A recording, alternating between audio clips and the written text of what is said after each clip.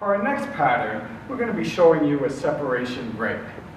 Now the idea is, we're starting with the basic, and the lady's going to go back and then come forward again. So we start with the basic, rock, step, triple step. Now here she's going to be going diagonally back. I just continue on the spot, triple step. We do a rock step, and now she just comes forward again diagonally, triple step, rock step, triple step, out she goes, rock step, and now we can close it up. And rock step, rock step, triple step, rock step, rock step.